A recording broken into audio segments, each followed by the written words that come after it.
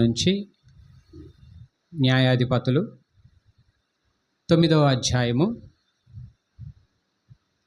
8వ వచనం నుంచి 15వ వచనం వరకు చదువుకుందాం. న్యాయాధిపతుల గ్రంథము 9వ అధ్యాయము 8వ వచనం నుంచి 10వ వచనం వరకు చదువుకుందాం.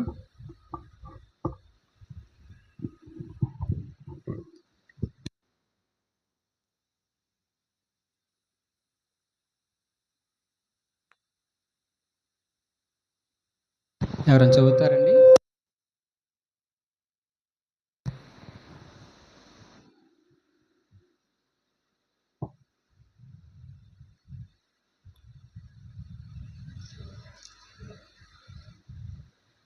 న్యాయాధిపతులు 9వ అధ్యాయము 8వ వచనం నుంచి 15వ వచనం వరకు. చెట్లు తమ మీద రాజును ఒకనిని అభిషేకించవలెనని మనస్సు కలిగి బయలుదేరి మమ్మును ఏలుమని ఒలీవ చెట్టును అడుగగా, ఒలీవ చెట్టు దేవునిని మానవులను దేని వలన నరులు సన్మానించుదురో ఆన తైలము నీయక మాని చెట్ల మీద రాజునై ఉండ్రి, అండర్లైనండి, ఇటు అటు ఊగుటకు నేను వచ్చేదనా అని వాటితో అనెను. అప్పుడు చెట్లు, నీవు వచ్చి మమ్మును ఏలుమని అంజూరపు చెట్టును అడుగగా, అంజూరపు చెట్టు చెట్ల మీద రాజునై ఉండి ఇటు అటు ఊగుటకు నా మాధుర్యమును నా మంచి ఫలములను నేనియ్యక మానుదునా అని వాటితో అనెను. అటు తరువాత చెట్లు, నీవు వచ్చి మమ్మును ఏలుమని ద్రాక్షావల్లిని అడుగగా, ద్రాక్షావల్లి దేవునిని మానవులను సంతోషపెట్టు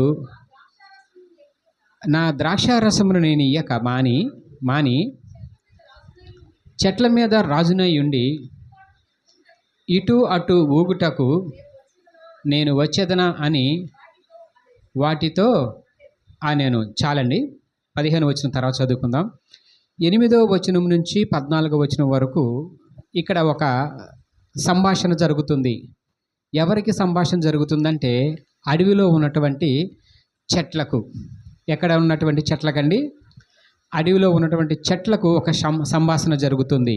ఇది బైబిల్ గ్రంథంలో ఒక ఉపమానమే మాత్రమే. ఇది ఏంటిదండి? ఇది ఉపమానము. కానీ ఈ ఉపమానానికి సాదృశ్యం ఏమిటంటే ఒక ప్రవచనము. ఇది ఏంటిదండి? ఇది ప్రవచనము. ప్రవచనాన్ని ఒక వ్యక్తి ఒక ఉపమానముగా చెబుతున్నటువంటి సంఘటన ఇది. ఇది ఒక కథ కాదు, ఒక కల్పితం కాదు. ఇది బైబిల్ గ్రంథంలో ఆదికాండము నుంచి ప్రకటన దాకా రాసినటువంటి ప్రతి ఒక్క మాట కూడా దేవుని యొక్క ప్రణాళిక చొప్పున, ఆయన నిర్ణీత కాలం చొప్పున మాత్రమే లిఖించబడినటువంటి యొక్క పుస్తకము ఈ బైబిల్. ఈ బైబిల్లో న్యాయాధిపతుల గ్రంథంలో ఉన్నటువంటి ఇప్పుడు మనం చదువుకున్న యొక్క సారాంశం ఏమిటంటే ఒక ఉపమానం. చెట్లన్నీ, అడవిలో ఉన్న చెట్లన్నీ వచ్చి ఒక చెట్టును అడుగుతున్నాయి.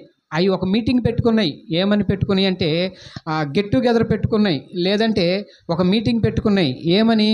మన మీద ఒకరు రాజుగా ఉండాలి. చెట్ల మీద అన్నిటికీ ఒక చెట్టు రాజుగా ఉండాలని ఆ చెట్లన్నీ ఒక మీటింగ్ పెట్టుకొని ఆ యొక్క అడవిలో ఉన్నటువంటి ఆ చెట్ల దగ్గరికి వెళ్ళాయి. ఏ చెట్ల దగ్గరికి వెళ్ళినాయి అండి? ఫస్ట్ అవి ఒలివ చెట్టు దగ్గరికి వెళ్ళినాయి, తర్వాత అంజూరపు చెట్టు దగ్గరికి వెళ్ళింది, తర్వాత ద్రాక్ష చెట్టు దగ్గరికి వెళ్ళింది. ఈ దినాన మనుషులైనటువంటి మనము ఎన్నో మీటింగ్స్లోనూ ఎక్కడెక్కడో జరుగుతున్నటువంటి కార్యక్రమాల్లోనూ మనం పాల్గొంటున్నప్పుడు అనేకమైన మాటలు వస్తూ ఉంటాయి. అనేకమైన మాటలు మనం వినాల్సి వస్తున్నప్పుడు ఒక క్రైస్తవుడిగా నీవు చేయకూడని పనులు, ఒక క్రైస్తవుడిగా నువ్వు పాటించకూడనటువంటి పద్ధతులు, ఒక క్రైస్తవునిగా నువ్వు ఏ మాటకైతే లోబడకూడదో అట్లాంటివి వచ్చినప్పుడు మనం ఏం చేయాలండి? క్రైస్తవులుగా ఉన్నటువంటి మనము నో అని మాత్రమే చెప్పాలి. ఇది నేను చెయ్యను, ఇది నా వల్ల కాదు, ఇది నాకు కాదు. ఏంటండి? ఇది నేను చేయను, ఇది నా వల్ల కాదు, నేను చేయడానికి నాకు అర్హత లేదు. ఎందుకంటే దేవుడు సమస్తాన్ని ప్రేమించి, సమస్త మానవాళిని ప్రేమించి ఒక నిర్ణీతమైనటువంటి స్థితిని మనకు ఇచ్చాడు. దేవుడు ఇచ్చి ఇలాగే బ్రతకండి, ఇలాగే ఉండండి అనే చెప్పిన విధానాన్ని మనం పాటించాలి. ఒక క్రైస్తవునికి ఈ లోకంలో మన నోటి నుంచి రావాల్సిన మాట ఏంటంటే, మనం చేయకూడని పనుల్లో నో అని మాత్రమే చెప్పాలి. ఈ చెట్లు 3 కూడా ఆ చెట్లతో ఏమంటున్నాయి? మేము చేయము. ఏమని చేయము? రాజుగా ఉండాల్సిన అవసరం మాకు లేదు, మా పని అది కాదు అని చెప్తున్నాయి. మనం కొన్ని సందర్భాలలో మన యొక్క జీవితంలో చేయకూడని పనులు చాలా చేస్తూ ఉంటాము. కానీ ఒక క్రైస్తవునిగా, ఒక దేవుణ్ణి తెలుసుకున్న ఒక విశ్వాసిగా మందిరానికి వస్తున్న మనము మరి ఏ పనుల్లో నిమగ్నమైపోయి చేయకూడని పనులు, మాట్లాడకూడనటువంటి మాటలు, మనకి యొక్క దేవుడు అప్పచెప్పినటువంటి కార్యాలనికి మనం ఏ విధంగా అయితే లోబడుతూ నో అని చెప్పకుండా ఉంటామో, వాటన్నిటిని బట్టి ఈ దినాన్ని మనం నేర్చుకోవాల్సినటువంటి ఒక పాఠం అండి ఇది. ఇది ఒక ఉపమానము మాత్రమే. ఈ ఉపమానం మనకి పూర్తిగా తెలియాలంటే మనము ఇక్కడ చెట్లు ఎందుకు అని నో చెబుతున్నాయి అనే ఉపమానం మనం చూడాలనుకుంటే, ఇదే న్యాయాధిపతుల గ్రంథము 9వ అధ్యాయము 1వ వచనం ఒకసారి చూడండి అమ్మా. యెరుబ్బయలు కుమారుడైన, ఈ మాట గుర్తుంచుకోండి అమ్మా, అబీమెలెకు. యెరుబ్బయలు అంటే ఎవరండి అమ్మా? యెరుబ్బయలు అంటే గిద్యోనుకు ఉన్నటువంటి మరొక పేరే. గిద్యోను మనందరికీ తెలుసు కదండి. ఆయన మహా పిరికివాడు. ఆ దినాలలో మన ఇశ్రాయేలీలకి రాజులు లేనటువంటి కాలానికి ముందు న్యాయాధిపతులు ఉండేవారు. ఈ న్యాయాధిపతుల కాలంలో గిద్యోను అనే ఒక వ్యక్తి ఉండేవాడు. తెలుసమ్మా గిద్యోను గురించి మనందరికీ? అమ్మా ఎవరు మాట్లాడలా? గిద్యోను గురించి మనకు తెలుసా? గిద్యోను మనం ఆయన్ని ఒక దూత వచ్చి ఏమని పిలుస్తుంది గిద్యోనుని? ఆయన గోధుమలు దుర్లగొట్టుకుంటుంటే మహా పరాక్రమము గల బలాజ్యుడా అని ఒక దూత, దేవుని దూత వచ్చి గిద్యోనుని పిలుస్తుంది. ఏ టైంలో పిలుస్తుందంటే, మిద్యానీయుల యొక్క చేతులు ఇశ్రాయేలు మీద బలముగా ఉన్న రోజులలో, అవి ఇశ్రాయేలుని అనగవేస్తున్నటువంటి మిద్యానీయుల కాలంలో, ఆ మిద్యానీయులు ఇశ్రాయేలుని శ్రమ పెడుతున్నప్పుడు, ఆ మిద్యానీయులు ఇశ్రాయేలుని బాధ పెడుతున్నప్పుడు, ఆ మిద్యానీయులు ఇశ్రాయేలుని వాళ్ళని అనగతొక్కుతున్న కాలంలో ఇశ్రాయేలీలందరినీ లేవనెత్తడానికి ఒక వ్యక్తిని దేవుడు ఎన్నుకున్నాడు. అతని పేరే గిద్యోను. ఆ గిద్యోనుకున్నటువంటి మరొక పేరు ఏంటంటే యెరుబ్బయలు కుమారుడైన అబీమెలెకు.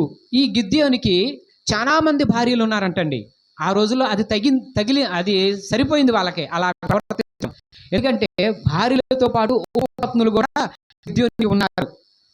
ఈ అబీమెలెకు అనే ఆయన గిద్యోనికి కుమారుడు. ఏమండి? అబీమెలెకు గిద్యోనికి కుమారుడు. మొత్తం గిద్యోనికి ఎంతమంది కుమారులు? గిద్యోను అనే వ్యక్తికి 70 మంది కుమారులు ఉన్నారు. ఆయనకి ఎంతమంది? 70 మంది. చూడండి 8వ అధ్యాయం 29వ వచనం చూడండి ఒకసారి. తరువాత యోవాషు కుమారుడైన యెరుబ్బయలు తన ఇంట నివసించుటకు పోయాను. గిద్యోనుకు అనేక భార్యలు ఉన్నందున 70 మంది కుమారులు. అతనికి ఉన్నారండి. 70 మంది కుమారులు. ఆ దేవుడు దర్శించక ముందు మిద్యానీయులు ఇశ్రాయేలుని అనగద్రొక్కేస్తున్నప్పుడు, మిద్యానీయుల చెయ్యి ఇశ్రాయేలు మీద బలంగా వాడబడుతున్నప్పుడు, మిద్యానీయులు ఇశ్రాయేలుని బహు ఘోరమైన స్థితిలో ఉంచినప్పుడు, దేవుడు ఈ యొక్క ఇశ్రాయేలుని జ్ఞాపకం చేసుకొని గిద్యోన్ని దర్శించి, ఆయన నువ్వు మరి ఇశ్రాయేలుని రక్షించాలి, నాయకుడిగా నియమిస్తున్నానని దేవుడు చెప్పినప్పుడు ఆయన భయపడిపోయి, ఎవరు భయపడిపోయి, గిద్యోను భయపడిపోయి ఆయన ఆ యొక్క గోధుమలు దగ్గర లేదంటే ఒక షెడ్ దగ్గర ఆయన నిలబడి దాక్కున్నాడు. ఆ యొక్క దూత వచ్చి చెబుతుంది, మా పరాక్రమముగా బలాజుడా గిద్యోను, దేవుడు నిన్ను దర్శించాడు, దేవుడు నిన్ను వాడుకుంటున్నాడు, దేవుడు నీ చేత గొప్ప కార్యాలు చేసి ఇశ్రాయేలీయులను విడిపించాలని ఆశ కలిగి ఉన్నాడు, ఆయన ప్రణాళికతో ఉన్నాడంటే ఆయన ఆ యొక్క దూతని ఆయన ఒక అడుగుతాడు, ఒక ఏమంటారు ఆనవాళ్ళు అడుగుతాడు. మంచు పడాలని గొర్రెచ్చు తడకూడదు, రెండోసారి మంచు పడాలి కానీ గొర్రెచ్చు మాత్రమే తడవాలి, చుట్టూ తడకూడదని ఆయన ఒక ఆలోచన కలిగి నిజమా కదా అని ఆయన తెలుసుకోవడానికి ఆ యొక్క దూతతో ఒడంబడిక చేసుకున్నప్పుడు ఆయన అదే రీతిగా దేవుడు చేశాడండి. ఆ పాలి మొత్తం మంచు పడి గొర్రెచ్చు రెండోసారి గొర్రెచ్చు మాత్రమే తడుతుంది, పాలి ఎక్కడ మంచు పడి దాఖాలు కనబడవు. దేవుని ప్రణాళికలో ఉన్నప్పుడు ఆయన చాలా ధైర్యం కలిగి, నిజమే దేవుడు నా యందు ప్రణాళిక కలిగి ఉన్నాడు, దేవుడు నన్ను దర్శించాడు, దేవుడు నన్ను ఎన్నుకున్నాడు ఆయన గ్రహించి ఆయన దగ్గర ఒక సైన్యాన్ని సమకూరుస్తాడు. ఎంతమంది సైన్యాన్ని సమకూర్చుంటాడు ఆయన? దగ్గర 32,000 మంది. ఎందుకని? మిద్యానీయులతో యుద్ధం చేయడానికి 32,000 మందిని ఆ గిద్యోను సమకూర్చుకుంటే దేవుడు వద్దు నేను చెప్పాను ఏమన్నా, నేను చెప్తున్నాను అది చెయ్యని 32,000 దగ్గర నుంచి 300 మందికి వారందరినీ తీసివేసి అనేక రకమైన పరీక్షలు పెట్టి దగ్గరికి తీసుకెళ్ళి కుక్క కదా గతకమంటాడు దేవుడు కొంతమంది. ఎవరైతే వారిని దేవుడు ఎన్నుకొచ్చి వారిని పక్కకి తీసుకొచ్చి మిగతా వారిని పంపించమంటారు. ఈ 300 మంది గిద్యోను మిద్యానీయుల మీదకి వెళ్ళి యుద్ధం చేసి ప్రపంచంలో ఎవరు వాడే యుద్ధంలో వాడే యొక్క ఆ వస్తువులు గిద్యోను సైన్యానికి ఏమేమి వస్తువులు ఇచ్చాడు యుద్ధానికి వెళ్ళేటప్పుడు? కుండ, దివిటి, ఈ 3 దేవుడు ఈ గిద్యోను యొక్క సైన్యం ద్వారా గెలిపించినటువంటి గొప్ప దేవుడు. ఎలాంటి దేవుడు అంటే రోషం కలిగిన దేవుడు, పరాక్రమం కలిగిన దేవుడు. మరి మన ఈ లోకములో పరమందున్నటువంటి ఆ యొక్క జ్ఞానంగా ఇచ్చినటువంటి దేవుడు కేవలం 300 మందిని ఎన్నుకొని ఆ 300 మంది గిద్యోనుకి నాయకత్వాన్ని ఇచ్చి దివిటి డాలు కుండ మూడింటిని ఇచ్చి దేవుడు ఆ మిద్యానీయులను ఓడించేసి ఆ ఇజ్రాయేల్ని ఏ విధంగా అయితే కాపాడాడో ఆ కాపాడిన సమయాలలో గిద్యోనుకు అనేక మంది భార్యలు ఉండి ఆ మిద్యానీయుల దగ్గర నుంచి ఇజ్రాయేల్ని పక్కన వచ్చి ఆ యొక్క పరిపాలన విధానంలో ఎవరి యొక్క పూజ లేకుండా దేవుడే వారి మీద న్యాయాధిపతిగా ఉండి ఒక రాజు ఉండి పరిపాలన జరుగుతున్న కాలంలో బాగా గమనించాలి. మనము ఆ యొక్క న్యాయముగా జరుగుతున్నటువంటి యొక్క పరిపాలన కాలంలో అనేక మంది ఆ ఇశ్రాయేలీయులు వచ్చి గిద్యోనుని అడుగుతారు, అయ్యా మీ నాయకత్వంలో మిద్యానీయుల దగ్గర నుంచి మాకు విడుదల వచ్చింది, మీ నాయకత్వంలోనే మేమెంతో గొప్ప కార్యాలు చూసాము, మా ద్వారా చేయించాడు దేవుడు, మేము చూసాము. కానీ మరి మమ్మల్ని వెళ్ళడానికి మీరు మా మీద రాజుగా ఉండండి ఇశ్రాయేలీయులు గిద్యోనుని అడుగుతారు. ఇక్కడ ఉంటుంది చూడండి, 22వ వచనం చూడండి, అధ్యాయము 8వ అధ్యాయం 22వ వచనం. అప్పుడు ఇశ్రాయేలీయులు గిద్యోనుతో, నీవు మిద్యానీయుల నుండి మమ్మల్ని రక్షించితివి కనుక నీవును నీ కుమారులను మమ్మల్ని ఏలమని చెప్పి. హల్లెలూయా. ఇదే సంఘటన మన జీవితాల్లో మనకి వస్తే, మన బంధువర్గం అవ్వచ్చు, మన వాడకట్ట అవ్వచ్చు, లేకపోతే మన నియోజకవర్గం వారు అయి ఉండొచ్చు, వచ్చి అమ్మా అయ్యా ఇదిగో నీలో మంచి లక్షణాలు మేము చూసాం, నువ్వు మమ్మల్ని చేస్తావని, అన్ని విషయాల్లో న్యాయం చేస్తావని నీ మీద నమ్మకం ఉంది. నువ్వు వచ్చే ఎలక్షన్‌లో కార్పొరేటర్ గాను, ఎమ్మెల్యే గాను పోటీ చేయండి. మొత్తం మేము చూసుకుంటాం అని వదిలే ఎవరైనా ఉన్నారా? నాతో సహా. ఎందుకంటే అధికారం వస్తుందండి. ఏమొస్తుంది?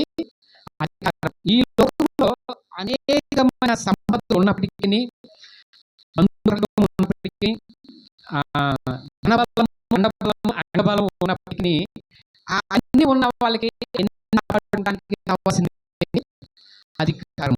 ఇవాళ మనము చూసే ఈ యొక్క బైబిల్ పట్టణంలో అధికారము కోసం ప్రాకులాడుతున్నటువంటి ఒక వ్యక్తి గురించి ఈ ఉపమానం ఇందాక మనం చదువుకునే ఆ యొక్క గురించి, ఆ యొక్క వ్యక్తి అంటే అబీమెలెకు అతని పేరు. ఏంటండి? అబీమెలెకు. గిద్యోనుకు ఉన్నటువంటి 70 మంది కుమారుల్లో అబీమెలెకు అనేవాడు ఒకడు. మిగతా 69 మంది కూడా ఉన్నారు. ఈ 70 మంది అబీమెలెకు అనేవాడు చాలా బైబిల్ మొత్తంలో ఆది కాండం దగ్గర నుంచి ప్రకటన వరకు ఇట్లాంటి క్రూరుడిని మనం ఎక్కడ చూడము. ఎందుకని? అబీమెలెకు అనే మాటకు అర్థము నా దేవుడు, లేదంటే నా తండ్రి, నాకు రాజు. ఏంటండి? అబీమెలెకు అనే మాటకు అర్థము నా దేవుడు, నాకు తండ్రి, లేదంటే నాకు రాజు. ఈ ఇశ్రాయేలు అందరూ వచ్చి గిద్యోనుని అడుగుతున్నారు.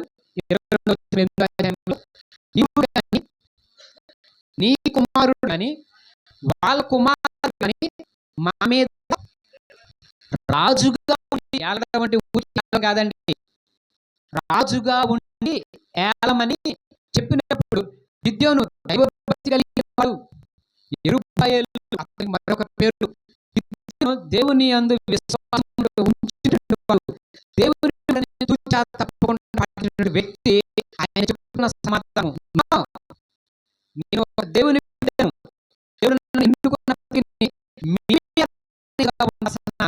నాకు లేవు. నేను నా కుమారులు కానీ నా కుమారులు కానీ మిమ్మల్ని ఏలడానికి మాకు అర్హత లేదు. మనం ముందు ఆ మెట్లు ముందునే ఉంటాం, లేచే వారు ముందునే ఉంటామేమో. ఎందుకంటే అధికారము అలాంటిది. అధికారము కావాలనే ఒక ప్రాకులాట అంత ఘోరంగా ఉంటుంది. అధికారం మనలో ఉంటే మన చుట్టూ ఉన్నవారు, మనతో ఉన్నవారు, మన పక్కన ఉన్నవారు కానీ ఎవరైనా మనకి దాసోహము అవ్వాల్సిందే.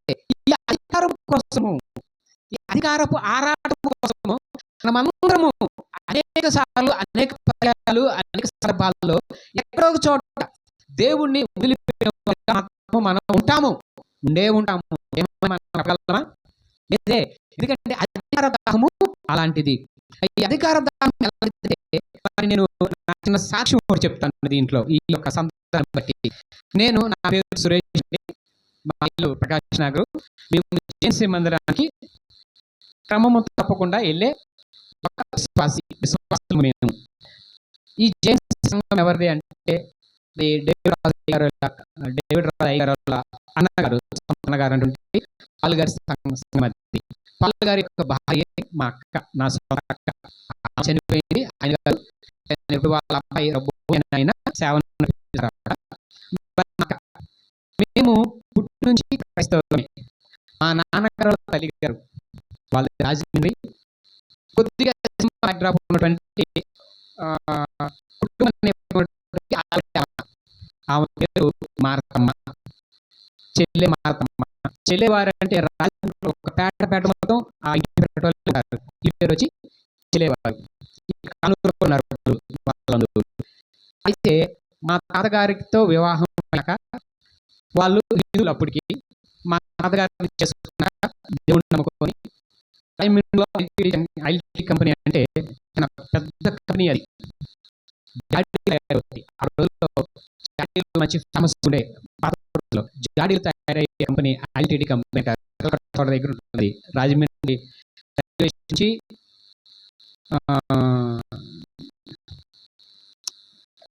కాడం దొరకట్టిన ఏదంటే మ్యారేజ్ ఈ మధ్యలో ఉంటుంది. అయితే మేము పుట్టిన క్రైస్తవులమే. మా తాతగారికి మంది సంతానం, 8 మందిలో మా నాన్న పెద్దవారు. మా నాన్నకి ముగ్గురు సంతానం, ముగ్గురులో నేను ఆఖరోడిని. ఇది నాకు అక్కలు. ఒక అక్క వచ్చేమో పాల భార్య, ఇంకో అక్క గౌరమ్మ. అయితే మేము మా అక్కకి పెళ్ళి అయ్యేంత వరకు ఇక్కడ ప్రసాదంపాడులో పీటర్ సింగ్ గారని ఒక పాస్టర్ గారు ఉంటారు. పెద్ద వయసు, చనిపోయినట్టున్నారు. 1984లోనే ఫారెన్ ఫండ్స్ వచ్చాయి వాళ్ళకి. వాళ్ళు మాకు బంధువులు. అంటే అధికార చెప్తున్నా, ఫారెన్ ఫండ్స్ ఉంటాయి. 82, 83లోనే అనకాపల్లిలో స్కూల్ ఉండేది. దగ్గర దగ్గర 8-9 ఏళ్ళలో ఉండేది. అక్కడ ఫస్ట్ క్లాస్ నుంచి 10th క్లాస్ వరకు ఫ్రీ ఎడ్యుకేషన్, ఇంగ్లీష్ మీడియం. జీవానందం గారని నాకు పెద్ద అంటే మా అమ్మగారు వాళ్ళు, అమ్మగారు జీవానందం గారని, ఆయన మేనల్లే ఈ ప్రసాద్ పీటర్ సింగ్ గారు. వాళ్ళంతా ఒక రిచ్ ఫ్యామిలీ. పీటర్ సింగ్ గారు ఆ రోజుల్లోనే అలాంటి చూసినప్పుడు నేను చదువుకుంటున్న రోజుల్లో కూడా ఇలాంటి స్థితి కావాలనే ఒక ఆలోచన నాకు కలిగేది, నాకు ఉండేది. నా ఆశ, నా ఆలోచన, నా మాట, నా తీరు, నడవడి అంతా ఆధిక్యంగా ఉండేది. అలాంటి సందర్భంలో నేను సరిగ్గా చదవలేకపోయా. మాకైతే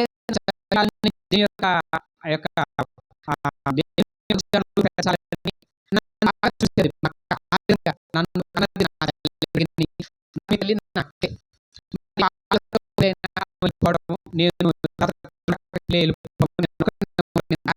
పెరగడం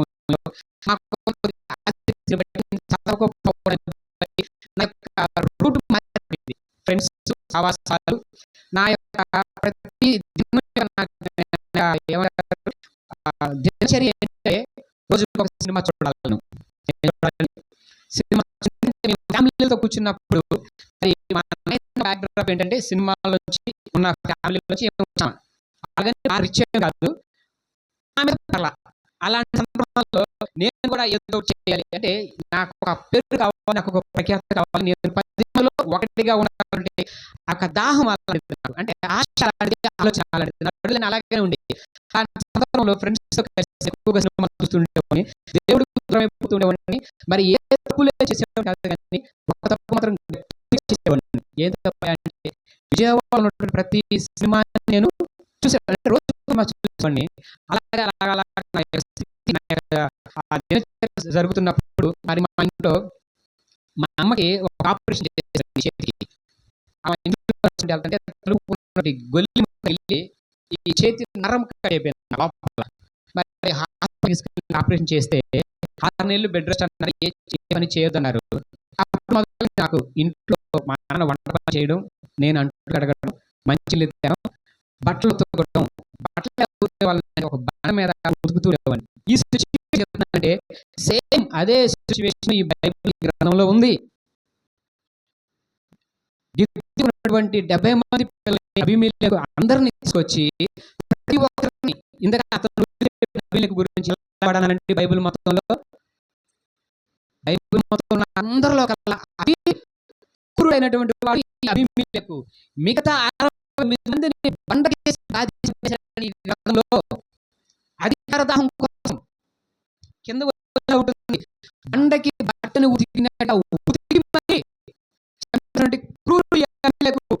ఈ అబీమెలెకు తండ్రి గిద్యోను తనకి అబీమెలెకు అంటే అర్థము దేవుడే రాజు, దేవుడే రాజు.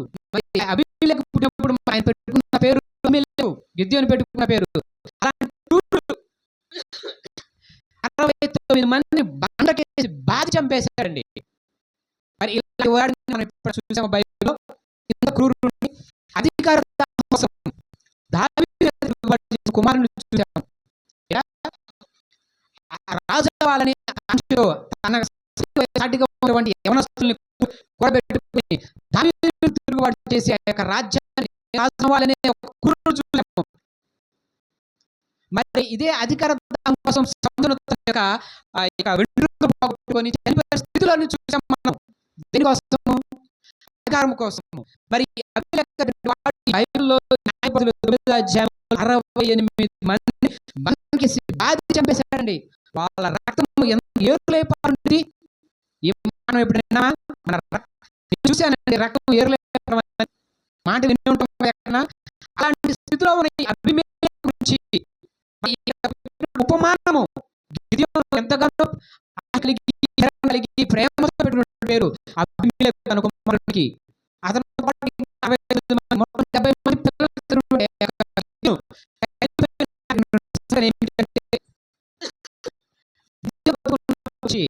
నువ్వు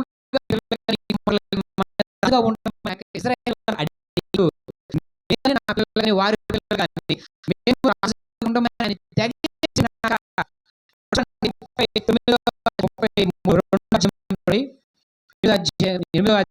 వచనము. యోవాషు కుమారుడైన గిద్యోను మహావృద్ధుడై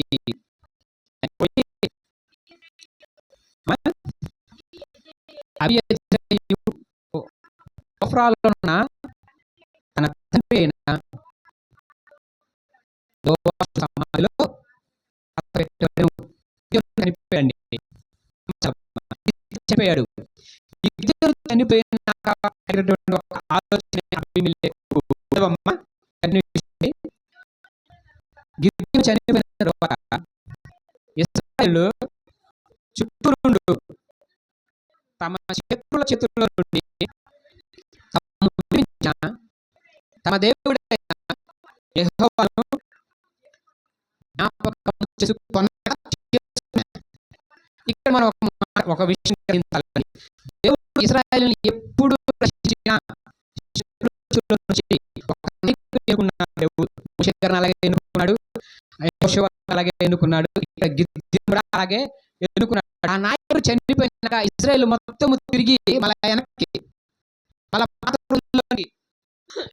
పాత్రలోనికి వెళ్ళిపోయి వారి యొక్క బ్రతుకుల్ని భ్రష్టత్వంలోకి తీసుకెళ్ళినటువంటి స్థితిలో ఉన్నటువంటి ఆ ఇశ్రాయేలీయులు తిరిగి ఇక్కడ కూడా అదే గిద్యోను ఎప్పుడైతే చనిపోయాడో, గిద్యోను చనిపోయిన ఇశ్రాయేలీయులు అందరూ మనల్ని కాపాడిన దేవుడు మనకు తోడుగా ఉన్నాడు కదా, గిద్యోను లేకపోతే మమ్మల్ని రక్షిస్తాడు దేవుడు, ఈ గిద్యోను బదులు వేరే వారిని మాకు ఇస్తాడు కదా, రాజుగా నియమిస్తాడు, న్యాయాధిపతిగా నియమిస్తాడు, అధికారం ఇచ్చి ముందు నిలబెడతాడు ఆలోచన వారు లేకుండా వాళ్ళు వెళ్ళిపోయారండి. బయలును పూజిస్తున్నారండి. పూజిస్తున్నారు. మనకి బాధలు ఉన్నప్పుడు, వేదన ఉన్నప్పుడు, శ్రమలు కలిగినప్పుడు, శత్రువులు చుట్టూ ఉన్నప్పుడు దేవుడా నువ్వు లేకపోతే నువ్వే నన్ను నిర్మించున్నావు కదా అని ఎన్నో ప్రార్థనలు చేసి ఆ యొక్క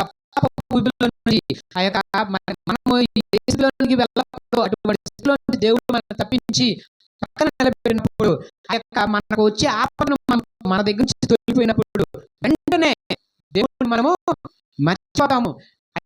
కార్యాలు మనకు గుర్తుండవు. ఏమిటి అంటే లోకము మాత్రమే గుర్తుంటుంది. ఆ లోకంలో ప్రతిదీ మనకి కావాల్సింది. ఆ లోకంలో ప్రతి దాని వైపు పరిగెడతాము. ఆ లోకంలో దాని వైపు మన గురి చూస్తాము. మరి ఇక్కడ ఇశ్రాయేలీయులు కూడా ఆ గిద్యోను చనిపోయాక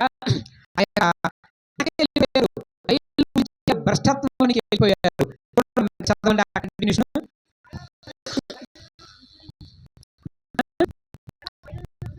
మళ్ళా బయలును అనుసరించి విచారులై బయలుదేరేను.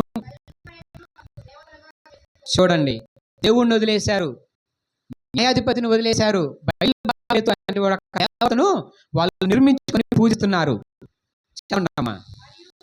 మరియు వారు గిద్యోనును ఇశ్రాయేలుకు చేసిన ఉపకారమంతయు మరిచి అతని ఇంటికి ఉపకారం చేయకపోయారంటే వారిని మర్చిపోయారు, వారిని విడనాడారు, వారిని వదిలేశారు, గిద్యోను యొక్క కుటుంబాన్ని వదిలేశారు. చూడండి, ఈ 9వ అధ్యాయము యెరుబ్బయలు కుమారుడైన అబీమెలెకు షెకెములో ఉన్న తన తల్లి సహోదరుల యొద్దకు పోయి వారితోనూ తన తల్లి పితరుల కుటుంబీకులందరితోనూ మీరు దయచేసి షెకెము యజమానులందరూ విన్నట్లు వారితో మాట్లాడి ఇంకేంటి, 70 యొక్క కుమారులైన 70 మంది మనుషులందరూ మిమ్మల్ని ఏలుట మంచిదా, ఒక్క మనుషుడు మిమ్మల్ని ఏలుట మంచిదా? చాలండి. ఇశ్రాయేలీయులలో గిద్యోను చనిపోయినాక వారి కుటుంబం మొత్తాన్ని వదిలేశారు. ఇశ్రాయేలీయులు వదిలేసి బయలు పూజిస్తున్న సమయంలో అబీమెలెకుకు ఒక ఆలోచన వచ్చింది. ఈ అబీమెలెకు అనే వారికి ఒక దాహం వచ్చింది. అధిక దాహం కోసము తన తల్లి ఇల్లు అయినటువంటి గ్రామమైనటువంటి షెకెముకు ఆయన వెళ్ళి, షెకెములో తన తల్లి అయినటువంటి తన తల్లి రక్త సంబంధికులతో మాట్లాడుతున్నాడండి. షెకెములో ఉన్న మీ అందరికీ ఒక మాట చెప్తాను.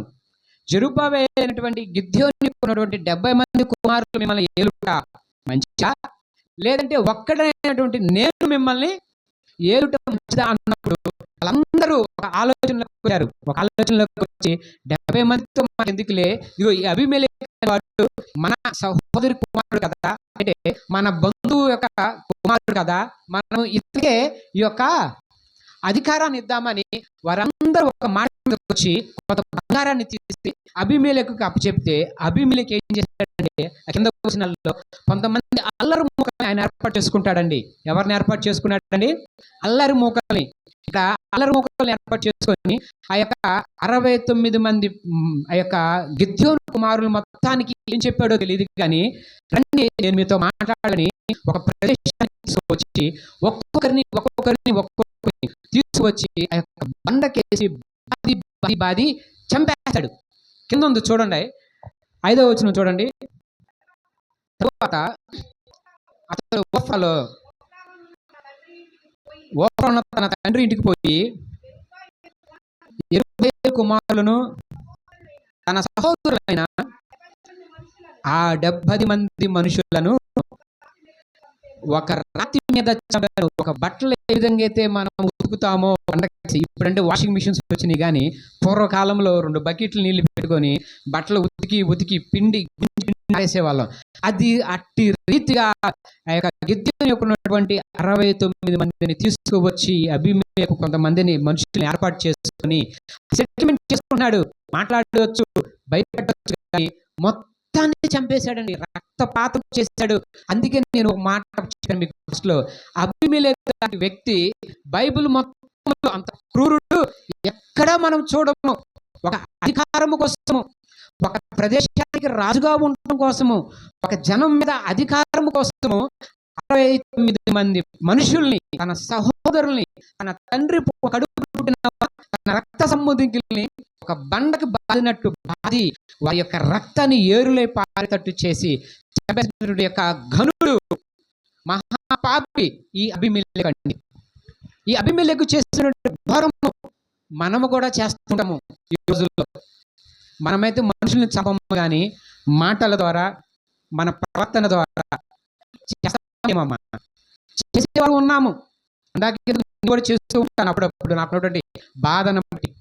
కానీ ఇక్కడ ఉన్నటువంటి బాధ ఏంటంటే, అక్కడ ఉన్నటువంటి షెకెములో ఉన్న తన తల్లి సహోదరుల మీద, తన తండ్రుల మీద, వారి రక్త సంబంధికుల మీద అధికారము కోసము రాజుగా ఉండాలని ఈ అబీమెలెకు అనేవాడు 69 మందిని తీసుకువచ్చి ఒకరి తర్వాత ఒకరిని బట్టను బాదినట్టుగా బాది కొట్టి చంపేశాడండి. అతను చచ్చిపోతారు ఒకరి తర్వాత ఒకడు. కానీ నా దేవుడు గొప్పవాడు, మనము నమ్ముకున్న దేవుడు రోషమ కలిగిన వాడు. మన తెలివి ఆయన వెర్రితనంతో సమానం. ఆయన వెర్రితనము లోకము జ్ఞానము కన్నా అధికమైనటువంటి. అందుకనే ఈ 69 మందిలో చిన్నవాడైనటువంటి ఒకడు తప్పించుకున్నాడండి. 69 మంది నుంచి చూడండి వచనాలు. యెరుబ్బయలు చిన్న కుమారుడైన యోతాము మాత్రమే దాక్కున్నాడు. చిన్నవాడు 68 మందిని ఒకరి తర్వాత ఒకరిని అబీమెలెకు కొట్టి బండకేసి బాది చంపుంటే ఆ దృశ్యం ఈ వ్యక్తి చిన్న పిల్లడు, వాడు పేరు యోతాము. యోతాము అనే మాట అర్థం ఏంటంటే సంపూర్తి. దేవుడే సంపూర్తి చేస్తాడని అర్థం అన్నమాట. అబీమెలెకుకి ఏమని అర్థం అండి? అబీమెలెకు మాటకి నా దేవుడే రాజు. మరి ఆ రాజు చేస్తున్న పాయింట్ ఇక్కడ 68 మందిని చంపేస్తుంటే 69వ వాడు యోతాము అనేవాడు.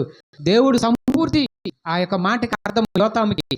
అటువంటి ఆ సంపూర్తి అర్థమైనటువంటి యోతాము ఆ యొక్క దృశ్యాన్ని చూసి భయపడిపోయి గుండె పగిలిపోయి వేదనతో అరవలేని స్థితిలో, ఎదురు తిరగలేని స్థితిలో, ఎదిరించలేని స్థితిలో భయపడి ఆక్కొని పక్కకి వెళ్ళిపోయాడండి.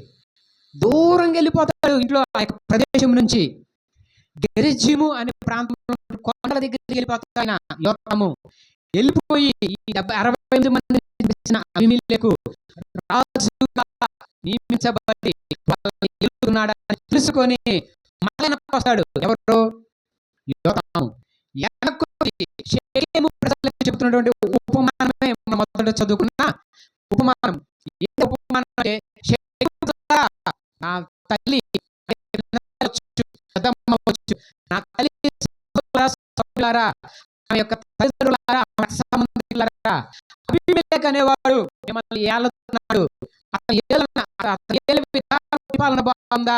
అందుకే మీకు ఒక మాట చెబుతున్నా. గెరిజిము అనే కొండ మీద నుండి చెబుతున్నాడు యోతాము. కొండ చుట్టూ నిలబడి అబీమెలెకుకు భయపడి ఊరు బయటకు వెళ్ళి కొండ మీద నిలబడి నా యేసయ్య ఆ దినాన యెరూషలేములో మోయరాని శిలువను మోసుకుంటూ కపాలమనే కొండ మీద ఏ విధంగా అయితే నీ కోసం నా కోసం చనిపోయాడో, అదే రీతిగా యోతాము ఈ యొక్క వ్యక్తి చిన్నప్పుడు గెరిజిము అనే కొండ ప్రాంతానికి వెళ్ళి కొండ పైన నిలబెట్టుకున్నటువంటి ఉపమానం. అడవిలో అనేక చెట్లు ఉన్నాయి. ఆ చెట్లన్నీ వచ్చి అంజూరపు చెట్టును అడుగుతున్నాయంట. ఏమని అడుగుతున్నాయి? అంజూరపు చెట్ట, నువ్వు మా మీద రాజుగా ఉండి మమ్మల్ని ఏలుము అని అడిగినప్పుడు ఆ చెట్టు చెప్పిన సమాధానం చూడండి ఒకసారి. ఏమని ఒలివ చెట్టును అడగగా 9వ వచనము, ఒలివ చెట్టు దేవుని మానవులను దేని వలన నరుని సన్మానితురో ఆనా తైలమునియ్యక చెట్ల మీద రాజునయుండి చాలా ఇటు ఊగుటకు లేదంటే ఇటు తిరుగుటకు ఇటు అటే తిరిగే యొక్క ఉద్దేశం ఎవరు ఉంటుందండి? ఇటు అటు అనగానే మనకు గుర్తు రావాల్సింది ఏంటంటే, యోబు గ్రంథంలో మహాపెద్ద సభ జరుగుతుంది దేవుని యొక్క సన్నిధానం ముందు. దేవుని సన్నిధానం ముందు సభ జరుగుతున్న అనేక మంది దేవుని ముందు కూర్చున్నప్పుడు అక్కడ సాతాను గాడు వస్తాడు.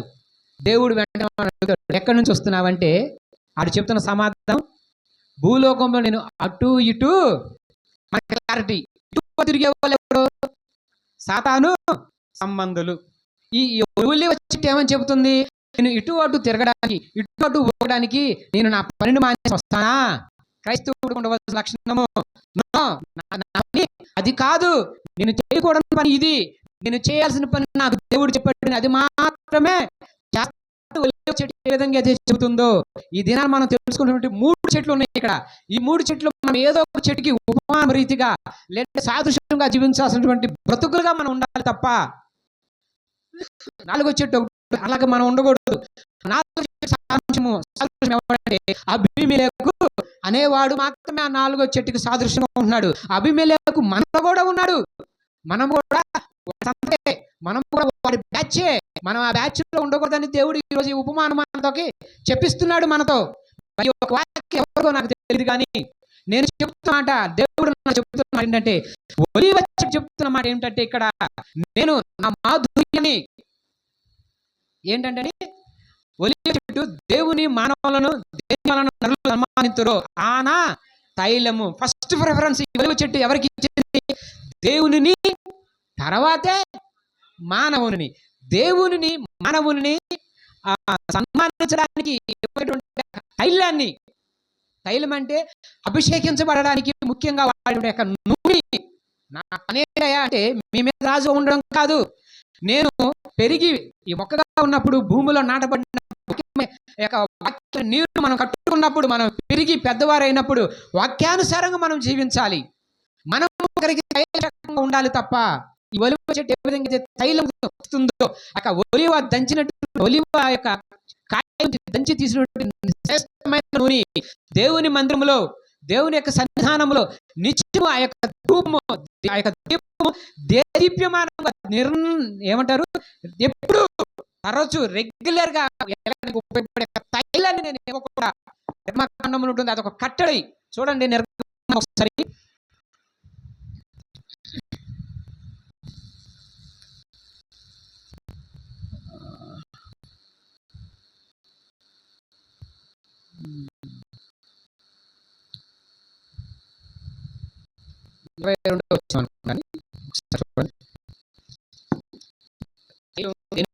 అనేది ఇక్కడ రాస్తుంది.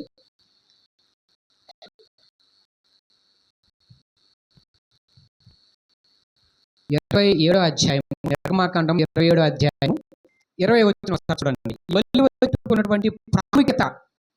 అడవిలో ఉన్న చెట్లన్నీ వెళ్ళి అయ్యా ఒలివ చెట్టు నువ్వు మా మీద రాజుగా ఉండు అంటే నేను దేవుని మానవులను సమాజానికి ఇచ్చేటువంటి యొక్క తైలపు నూనెని ఇవ్వకుండా నేను అటు కదా ఆ నూనె ఎక్కడ వాడతామంటే 27వ అధ్యాయము మరియు దీపం వెలిగించినట్లు దీపమునకు దంచి తీసిన అచ్చము ఒలీవల నూనె తేవాలని ఇశ్రాయేలులకు ఆజ్ఞాపించుము. చాలండి. సాక్ష్యపు మంచము ఎదుట నున్న తెరకు వెలుపల ప్రత్యక్షపు గుడారములో అహరోను అతని కుమారులను సాయంకాలం మొదలుకొని ఉదయకాలం వరకు యెహోవా సన్నిధి దాన్ని ఇది ఇశ్రాయేలులకు వారి తరముల వరకు నిజమైన ఇశ్రాయేలు దేవుని యొక్క సన్నిధానంలోకి వెళ్ళి ఆ యొక్క 7 దీపస్తంభం దగ్గర ఆ యొక్క దీపాలు వెలగాలంటే అచ్చము ఒలీవ చెట్ల నుంచి తీయబడినటువంటి ఆ యొక్క కాయల్ని దంచి ఒరిజినల్ నూనె శ్రేష్ఠమైన నూనె ఆ ఒలివ నుంచి ఆ యొక్క దీపంలో పోసి నిత్యము ఆరిపోయిన వెలుగులాగా ఆ యొక్క నూనెని వాడాలండి.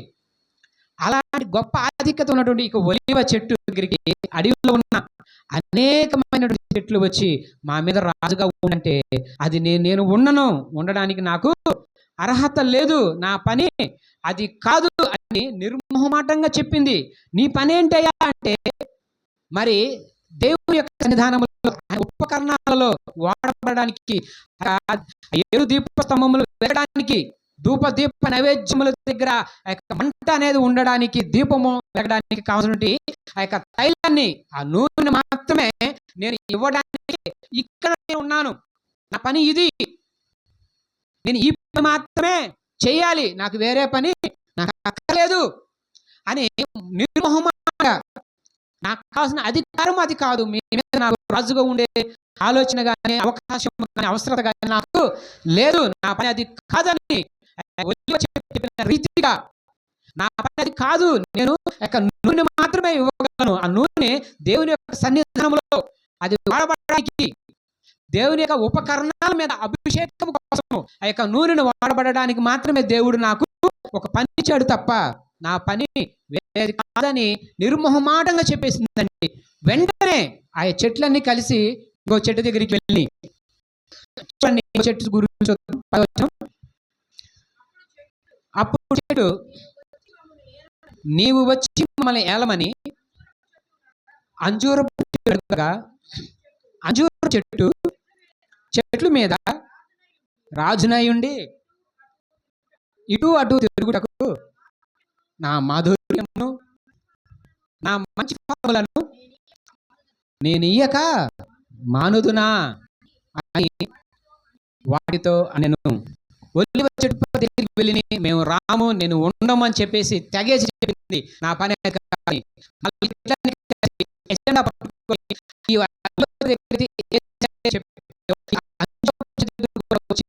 అదే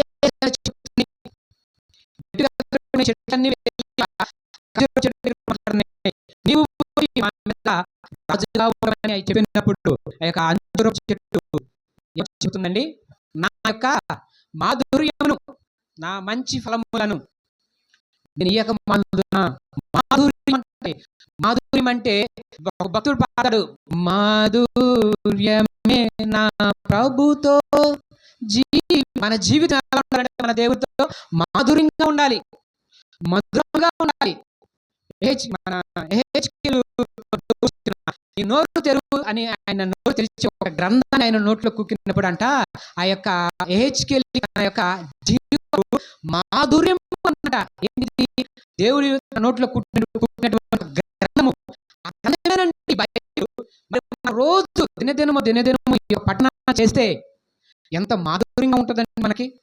మన బతుకు కావాల్సినటువంటి మాధుర్యము. మనం ఏ విధంగా నడవాలి, ఏ విధంగా మనం నడవకూడదు, ఏ విధంగా మాట్లాడాలి, ఏ విధంగా మాట్లాడకూడదు, ఏ విధంగా ప్రవర్తించాలి, ఏ విధంగా ప్రవర్తించకూడదు అనేది ప్రతిదీ క్షుణ్ణంగా ఉన్నటువంటి గ్రంథం మనకి ఎంతో మాధుర్యంగా ఉండాలి. దావీదు గారు అంటారు ఒక కీర్తనలో, అయ్యా నీ మాటలు నాకు తేనె కంటేను జుంటె తేనె ధార కంటేను మధురమైన అన్నాడు. ఆ మధురమే అంజూరపు పళ్ళండి. ఒక రోగికి రాచపుండు అంటే క్యాన్సర్ పుండు వస్తే అంజూరపు ఆకులు కడతారు ఇజ్రాయెల్ దేశంలో. అంటే మనకు కూడా దొరుకుతాయి కానీ ఈ అంజూరపు చెట్లు అక్కడ దొరికే శ్రేష్టమైనటువంటి చెట్లు. మరి యెషయా ప్రవక్తకి మరి ఒక రాచపుండు వస్తే దేవుడు చెప్పిన మాట హిజ్కియాకి, యెషయా ప్రవక్త ద్వారా చెప్పిస్తాడు హిజ్కియాకి, విప్పి మీద వచ్చిన రాచపుండు తగ్గడానికి అంజూరపు చెట్టు యొక్క ఆకులు కట్టితేనే ఆ యొక్క రోగము నయమైంది. మరి ఆ రోగము నయమైనప్పుడు ఆ హిజ్కియాకి మాధుర్యం కలగలేదా, ప్రేమ కలగలేదా? మాధుర్యంలో ఉన్నటువంటి యొక్క ప్రేమ ఆయన వచ్చి చూడలేదా మన దేవుని యొక్క ప్రేమను.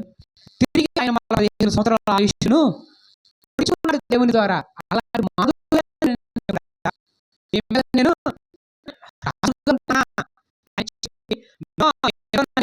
వాటిని వచ్చిన వారిని సున్నితంగా వాటిని తోసివేసింది. మళ్ళా ఆ చెట్లన్నీ కలిసి ద్రాక్ష చెట్టు దగ్గరికి వెళ్తాయి. చదువుదాం ఒకసారి. అటు తరువాత చెట్లు నీవు వచ్చి వెళ్ళమని ద్రాక్షావళిని అడుగగా ద్రాక్షావళి దేవునిని మానవులను సంతోషపెట్టు, నా ద్రాక్షారసమును నేను ఇక అని చెట్ల మీద రాజునై ఉండి ఇటు అటు ఊపుటకు నేను వచ్చిన అని వాటితో నేను ఒలివ చెట్టు దగ్గరికి వెళ్ళి నేను రానందే, నా నేను ఇవ్వక మానతానా, నా పని కాదంది. అంజూరపు చెట్టు దగ్గరికి వెళ్తే నా మాధుర్యాన్ని నేను ఇవ్వక మానతానా, నేను ఈ పనికి రానంది. చివరిగా ద్రాక్షవల్లి దగ్గరికి వెళ్ళి ద్రాక్ష చెట్టు ఏమంటుందంటే నా యొక్క ద్రాక్ష ఎవరికి ఇస్తానంటుంది? దేవునికి మానవులకి. ఈ 3 చెట్లు ఉన్నటువంటి ప్రశ్నలు ఏంటంటే ప్రథమముగా దేవునికే అవి ఇచ్చాయి, తర్వాతే మనుషులకి ఇచ్చాయి. మనమైతే దేవునికి ప్రథమ ఫలం ఇస్తున్నామా, మనుషులకి ఇస్తున్నామా ఒకసారి సరి చూసుకోవాలండి. ఎందుకంటే 15 దేవుడు చెప్తాడు, నేను నిజమైన ద్రాక్షావళిని ఎవరం అంట తీగలు. ఎప్పుడైతే ద్రాక్ష చెట్టుని అల్లుకొని అంటుకొని అడ్డుపెట్టుకొని ఆ యొక్క తీగలు ఉంటాయో ఆ తీగలకు మాత్రం ఈ యొక్క ద్రాక్ష ఫలాలు ఫలిస్తుంది. ఎప్పుడైతే ఆ చెట్టు నుంచి ఆ తీగలు వేరైపోతాయో, ఆ చెట్టు అంటు కట్టుకోకుండా పక్కకు ఉంటాయో ఫలితాలు ఉండవు, ఫలాలు ఉండవు. మన బ్రతుకు కూడా అంతే. ఎందుకంటే మరి కొత్త నిబంధనలో ఉంటుంది, వచ్చే వారం మీకు మనకు ద్రాక్షారసం బల్లారం ఇస్తారు కానీ దాంట్లో వాడేది ద్రాక్షారసమే. ఇది నా రక్తము, నా నిబంధన దేవుడు చెప్తున్నమాట. దీన్ని తిని తాగు ప్రతివాడు నిత్య జీవంలో ఉంటాడంటున్నాడు దేవుడు. ఆ యొక్క నిత్య జీవంలో ఉండడం కోసమే ఆ యొక్క కలువరి సిలువలో ఆయన ప్రాణత్యాగం చేసి చివరి రక్తపు పొట్టు వరకు నీ పాపాల నిమిత్తం నా పాపాల నిమిత్తం ఆయన రక్తాన్ని కార్చి వెలబెట్టుకున్నాడు. అటువంటి ద్రాక్షారసం ద్రాక్షాలు కలిగి ఆ ద్రాక్ష చెట్టు దగ్గరికి వెళ్ళినటువంటి ఈ చెట్టుని మా మీద రాజుగా ఉండమంటే నేను నా యొక్క ద్రాక్ష ఫలాలు ఇవ్వక దేవుణ్ణి సంతోషపెట్టడానికి మనుషుల్ని సంతోషపెట్టడానికి మాని నేను మీ మీద రాజుగా ఉండి అటు ఇటు ఊగడానికి అటు ఇటు తిరగడానికి నేనేమన్నా పిరిచానా పిచ్చానా అని ఆ చెట్టు కూడా వారిని తోసివేసినప్పుడు చిట్ట చివరి ఒక చెట్టు దగ్గరికి వెళ్ళి చూడండి. అప్పుడు చెట్లన్నీ నీవు వచ్చి మమ్మల్ని ఏమని అబ్బా దేన్ని అడుగుతున్నాయండి వెళ్ళి. చివరికి ఈ లోకంలో మనందరం ఎలాంటి వారం అంటే ముండ్లు లాంటి మనవి చేయగా ముండ్ల పొద మీరు నిజం అడుగుతుంది. ఇప్పుడు చెట్టు ప్రాధాయపడి ఒలివ చెట్టుని, అంజూరపు చెట్టుని, ద్రాక్ష చెట్లని ప్రాధాయపడినప్పుడు అవి సున్నితంగా తిరస్కరించినప్పుడు చివరిగా ముళ్ళ చెట్ల దగ్గరికి వెళ్ళినప్పుడు అడగానే ముళ్ళ చెట్టు చెబుతున్న సమాధానము, మీరు నిజముగా నన్ను నిజముగా మీ మీద రాజుగా ఉంచుకోరుతున్నాయా? ఎక్కడ ఆశ్రయించాలండి? నీడ. ముళ్ళ చెట్టుకి నీడ ఉంటుందమ్మా? ముళ్ళ చెట్టుకి నీడ ఉంటుందా? పైగా ముళ్ళ చెట్టు కింద ఆశ్రయం పెద్ద ఎవరితో సమానం, అనివాళ్ళతో సమానం. ముళ్ళ చెట్ల కింద పడుకుంటారా? చాప వేసుకొని ఒక మంచం వేసుకోను లేదే. ఈ బుద్ధకు ఉన్నటువంటి ఈ చెట్లన్నీ మనలాంటియే. ఏది మంచో మనకు తెలుసు, ఏది చెడో మనకు తెలుసు. అయినప్పటికీ మనం గ్రహింపకుండా చెట్ల దగ్గరికి వెళ్తాము. ఈ ముళ్ళ చెట్లు అబీమెలెకు లాంటివి. అబీమెలెకు కలిగినటువంటి యొక్క అధికార దాహంతో 68 మంది అన్నదమ్ములు చంపేశాడు. మనం ఎంతమందిని చంపేస్తున్నామో మనకి తెలియదు. మాటల ద్వారా, చూపుల ద్వారా, ప్రవర్తన ద్వారా. ఈ అబీమెలెకు దాహం మనకి పట్టింది. అలాంటి దాహం పట్టినప్పుడు మాత్రమే మనం వెళ్ళి ముళ్ళ చెట్లని ఆశ్రయిస్తాం. ఎందుకంటే మనం కూడా ముళ్ళ చెట్లు లాంటి వాళ్ళమే. ఏమంటారు, జోగి రాసుకుంటే బూడిద రాసినట్టు మనం కూడా ముళ్ళ చెట్లు కలుస్తాము, ముళ్ళ చెట్లతో సహవాసం చేస్తాము. ముళ్ళ చెట్లు కలిగినటువంటి ముళ్ళు కలిగినటువంటి స్వభావము కలిగినటువంటి వారితోనూ, ముళ్ళు కలిగినటువంటి కన్ను చూపు కలిగిన వారితోనూ, ముళ్ళుగా ఉన్నటువంటి మాటలను తోటగా మనం మాత్రమే సహవాసం చేసి దేవుణ్ణి విడనాడే వారిగా ఉంటాం మనం ఎప్పుడును. పైగా ఇది ఒక వార్నింగ్ ఇస్తుంది. మీరు నిజంగా నన్ను అడుగుతున్నారా? ఏమని? మీ మీద నన్ను రాజుగా ఉండాలని మీరు నిజంగా నన్ను అడుగుతున్నారా? అయితే రండి, నా నీడనా ఆశ్రయించుడి. లేదా వార్నింగ్ ఇస్తుంది ఇక్కడ. ముందు 3 చెట్లు ఏం చేసినాయి? మాకొద్దు తన సున్నితంగా త్రోసిపుచ్చింది. వార్నింగ్ ఇస్తుంది. లేదా చూడండి, ఒక ఒలివ చెట్టు చచ్చిపోయినాక కాలిస్తే చాలా వస్తుంది. ద్రాక్ష చెట్టు అలా వస్తుంది. ముళ్ళ చెట్టు ఏమైనా నిలబడి మంట కాలుతాయండి? ఎక్కువసేపు కాలుతాయా? ముద్దే ఉండవు కదా దానికి. అదేమంటే నాలుగు నుండి అగ్ని, నాలుగు నుండి బయలుదేరి లెబనాను దేవదారు చెట్లు. ఒక్క నిమిషం అమ్మా. లెబనాను దేవదారు చెట్లు మనిషి ఎప్పుడైతే దేవుని సంఘంలో నాటబడతాడో, దేవుని మందిరానికి ఎప్పుడైతే వస్తూ ఉంటారో, క్రమం తప్పకుండా వస్తారో, అటు వారందరూ లెబనాను దేవదారు వృక్షముల వలె వాళ్ళు చక్కగా ఎదుగుతారు. కీర్తన గ్రంథంలో సొలొమోను అంటాడు, అయ్యా నీ బల్ల చుట్టూ నా పిల్లలు పచ్చని ఒలివ చెట్టు, ముఖ్యంగా పచ్చని ఒలివ చెట్టు వలె. సంఘం అనేది మన దేవుని యొక్క బల్ల. ఈ బల్ల చుట్టూ మనం ఎప్పుడైతే నాటపడతామో పచ్చని ఒలివ చెట్లు మనం ఎదగడానికి, మన పిల్లలు ఎదగడానికి ఆస్కారం ఉంటుంది. అలా ఎదుగుతున్న మాత్రమే మనము దేవుని యొక్క వైపు చూస్తూ మన యొక్క జీవితాన్ని ఆయన ఎప్పుడైతే కాపాడుకుంటూ వెళ్తామో మన బ్రతుకు ఎలా ఉందంటే ఉన్నట్లుగా నాటబడినదే ఆకు వాడక తన కాలమందు ఫలమిచ్చు చెట్టు మనిషికి సాదృశ్యం అండి. ముళ్ళ చెట్టు మనిషికి సాదృశ్యమే, అంజూరపు చెట్టు మనిషికి సాదృశ్యమే, ఒలివ చెట్టు మనిషికి సాదృశ్యమే, ద్రాక్ష చెట్లు మనిషికి. ఈ 4 చెట్లే కాకుండా లెబనాను దేవదారు వృక్షాలు కూడా మనిషికి సాదృశ్యమే. మనం ఇక్కడ ఉన్న 5 చెట్ల చెట్టు పోలి ఉన్నాం మనం. మీరు ఎప్పుడైనా చూసారా? సిమ్లా కుల్మనాలి వెళ్తే తెలుస్తుంది ఈ చెట్లు. నేను వెళ్ళాను అక్కడికి. నేను ఒక చెట్టుని ఇలా పట్టుంటే చెట్లు చాలా అంత పెద్ద మొదలుంది దానికి. ఆ చెట్టుని నేను పైకి తలెత్తి చూస్తే దగ్గర 180 నుంచి 200 అడుగులు ఎత్తు ఉంటుందండి ఆ చెట్టు. అంత చెట్టు పెరిగింది. నీతిమంతులు దేవదారు వృక్షం ఎదుగుతారంట. పాట ఉంది, మువ్వ వేయుదురు. అది నీతిమంతులు విశ్వాసముతో జీవింతురు, నీతిమంతులు విశ్వాసముతో జీవింతురు, మూవ వేయుదురు తమలా వృక్షము వలె. నీ మూవ వేయుదురు తమలా వృక్షము వలె. అంతకంతకు ఎదుగుదురు దేవదారు వృక్షము వలె. అంతకంతకు ఎదుగుదురు దేవదారు వృక్షము వలె. నీతిమంతులు విశ్వాసములో జీవింతురు. నీతిమంతులు విశ్వాసంతో జీవింతురు. అంతకంతకు ఎదుగుతారు వృక్షము వలె. అంత పెద్ద చెట్టు దేవుని సన్నిధానంలో నాటబడి మనం ఎప్పుడైతే ముళ్ళ చెట్లని ఆశ్రయిస్తామో ఆ క్షణాన్ని ఎమ్మటనే ముళ్ళ చెట్టులో నుంచి ఏమొస్తుందంట? అగ్ని వచ్చి దహిస్తుందంటండి. దేవుని బిడ్డలైనటువంటి మనల్ని ఆ యొక్క ముళ్ళ చెట్లు ఆశ్రయిస్తే, మనము ఆ ముళ్ళ చెట్లని మనము ప్రేమిస్తే, ఆ ముళ్ళ చెట్లకి వెళ్తే అక్కడి నుంచి వచ్చే అగ్ని మనల్ని కాల్చివేస్తుంది. అవసరం మన జీవితాలకి ఇలాంటి అగ్ని పరీక్ష వద్దు కదా. మరి ఇది మనం తెలుసుకున్నటువంటి యొక్క మూడు చెట్ల ఉపమానంలో మనం ఏదో ఒక చెట్టుకి సాదృశ్యంగా ఉండాలి. ఒలీవ చెట్టుగా ఉంటూ సంఘములో మరి ప్రతి ఒక్క పనిలోనూ ఆ యొక్క ఒలీవ నూనె తీసుకొచ్చి ఏ విధంగా అయితే సంఘంలో ప్రతి ఒక్క అభిషేకిస్తారో, ఆ దినాల్లో రాజుగా అభిషేకించాలంటే ఒలీవ నూనెతోనే అభిషేకిస్తారు.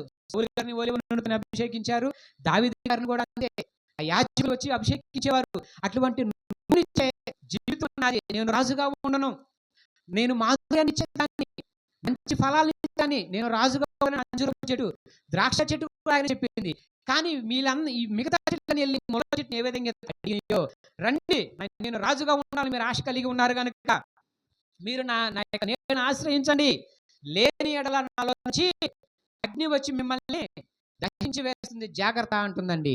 ఈ యొక్క ఉపమానంలో ఉన్నటువంటి యొక్క ముళ్ళ చెట్టు సాదృశ్యం అబీమెలెకు. ఈ యొక్క ఉపమానం చెబుతున్నటువంటి అక్కడ యోతాము గెరిజుము గృహంలోని ఆ కొండల దగ్గరికి వెళ్ళి చెబుతున్నమాట, షెకెము ప్రజలకు చెబుతున్నమాట, ఈ దినాన మీరు ముళ్ళ చెట్టుకు అసాదృశ్యమైనటువంటి అబీమెలెకును మీరు రాజుగా చేసుకున్నారు. అతని పరిపాలన బాగోదు, అతని వ్యక్తిత్వం కరెక్ట్ కాదు, అతని మాట తీరు కరెక్ట్ కాదు, అతని విధి విధానాలు కరెక్ట్ కాదు, జాగ్రత్త సుమా అని చెప్పి అక్కడి నుంచి ఆయన వెళ్ళిపోయినాక కొన్ని దినాలు అయినాక ఎవరైతే రాజుగా ఉండమని, రాజుగా ఉంటే మాకు ఇష్టమే, మాకు అభ్యంతరం లేదని ఎవరైతే చెప్పారో వారికి మధ్యలో పెద్ద వైరము కలిగించాడు దేవుడు. వైరము కలిగించి అబీమెలెకుని యొక్క రాజు యొక్క స్థానం తీసివేశాడండి. తీసివేశాడు. తర్వాత అతను కూడా చనిపోతాడు. మరి ఈ దిన మనం యొక్క వాక్యము మనకి ఏ విధంగా ఉపయోగపడుతుంది? మనం ఏ చెట్టుకి ఉపమానంగా ఉన్నాము, ఏ చెట్టుని మనం ఆశ్రయం పొంది ఉన్నాము? బహుశా మనం ఎవరైనా ముళ్ళ చెట్టుని ఆశ్రయం కలిగి ఉన్నట్లయితే దయతో ఈ దినానే అటువంటి ఆశ్రయం నుంచి మనం పక్కకు వచ్చి మన ఆశ్రయపరమైనటువంటి దేవుని యొక్క సన్నిధానంలోనికి మనం ఉందామండి. ఆశ్రయపురము, మన రక్షణ కోట, మన ఎత్తైన దుర్గము, మన శైలము మన దేవుడే. ఎందుకంటే ఆయన 6 దినాలు శ్రమించి ఈ సృష్టిని చేసి 7వ దినాన విశ్రాంతి తీసుకున్నాడు కదా. ఒలీవ చెట్టుకి చావు లేదు. నోవాహు సమయంలో జలప్రళయం వచ్చినప్పుడు భూమి అంతా జలప్రళయంతో నిండిపోయినాక నోవాహును వదిలితే ఏ చెట్టు కొమ్మ తెచ్చిందండి? అన్ని చెట్టుని ఒలీవ చెట్టు చనిపోలేదు. ఆ యొక్క కోపం తెచ్చినప్పుడు ఆ దేవుడు ఆ యొక్క నోవాహు దేవుడికి చెప్పినట్టు ఆ యొక్క సమం అయిపోయిందని ఆయన నోవా యొక్క ఓడ తలుపులు తీసే సమస్తాన్ని ఆయన బయటికి వదిలి. చచ్చిపోయే స్థితిలో మనం ఉండకూడదు. ఆత్మీయ స్థితిలో ఎప్పుడు రెగ్గేవారిగా ఉండాలి. అంజూరు చెట్టులాగా ఉండాలి, ద్రాక్ష చెట్టులాగా ఉండాలి. ఎట్టి పరిస్థితుల్లోనూ మనం ముళ్ళ చెట్లకి ఆశ్రయం కలిగించడానికి అవకాశమే ఉండకూడదండి. అబీమెలెకు లాంటి జీవితం మనకొద్దు. యోతాము లాంటి జీవితం కావాలి. తప్పుని తప్పుగానే చెప్పాలి, తప్పుని ఎప్పుడు ఒప్పని చెప్పకూడదు. క్రైస్తవుడిగా మనం చేసిన పనులు ఏంటంటే దేవుడు మనకి ఏదైతే చెప్పాడో, ఆయన నిర్దేశం మనకి ఏదైతే నిర్దేశించాడో అతిగా మాత్రమే మనము బ్రతకాలి తప్ప మన ఇష్టానుసారంగా బ్రతికితే మన జీవితాలు ఎప్పటికీ కూడా ఆయనకి ఇష్టంగా మారవు.